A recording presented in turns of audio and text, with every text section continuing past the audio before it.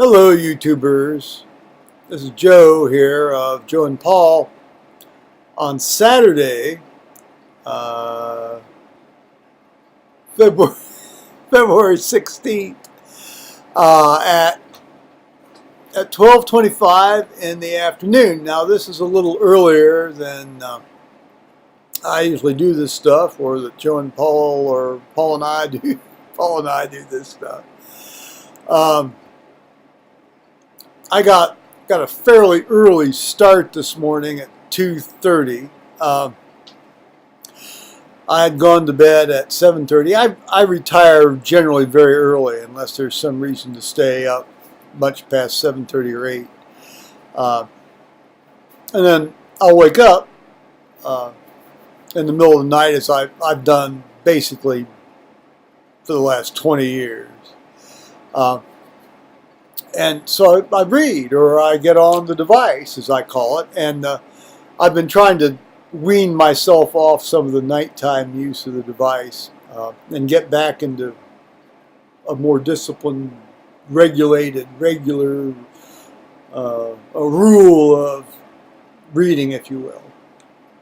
And so I started on John Chrysostom's homilies based on the book of John, and then hopefully in a month or so, 2 months probably, I'll get into his homilies on the book of Hebrews. It's the Greeks, the writing style of people in the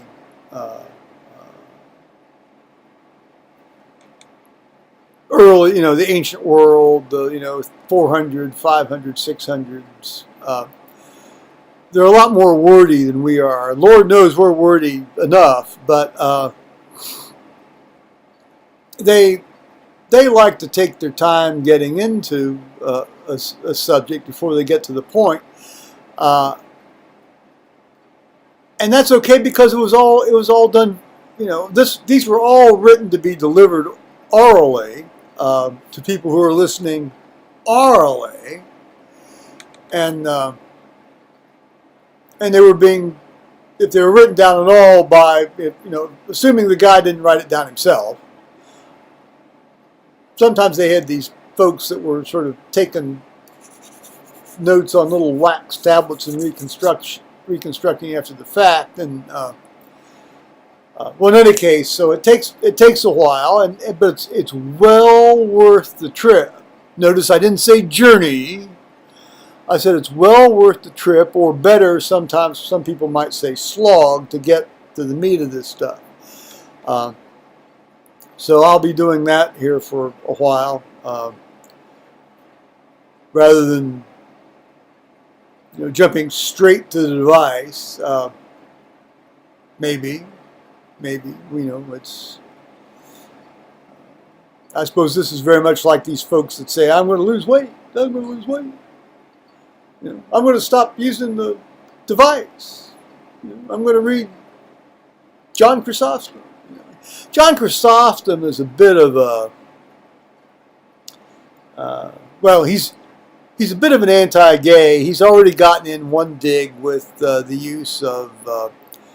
He was decrying those who are effeminate.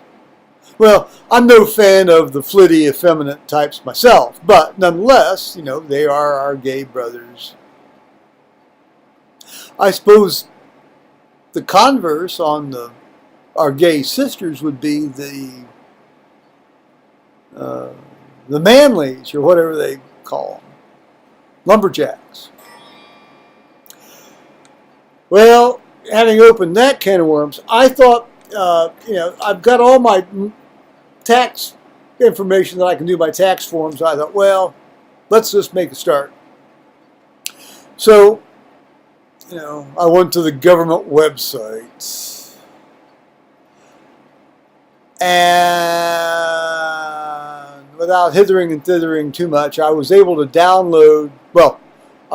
print out the tax forms I needed and download the instructions I needed, and before I can read them on the computer later. I thought that was a pretty good start for today, so I decided I'd knock off for a while, because I've got a ton of stuff on my desk that I've got to organize and put in folders before I can even get down to a surface where I can work. But I've got another 2 months. I generally get this done here by the 1st of March anyway, so I'm pretty certain I'll do that. But not today. After that task, I felt very, very proud of myself, so I decided to cook some beans and lentils. Those of you who have been following this know that I'm a fan of beans and lentils.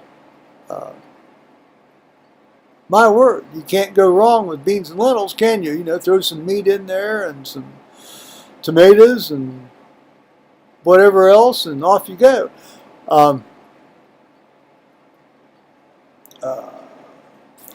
Whenever I put the lentils in, I'm always reminded of the Jacob and Esau story.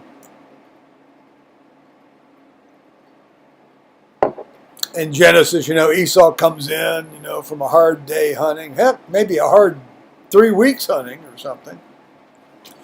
He says, I'm famished, I'm near to death, I'm starving. Ooh. You know, there's a bit of a drama queen there, I think. But, you know, and here's Jacob, he's in there stirring the pot, making a bit of lentils. You know, he's making a lentil stew.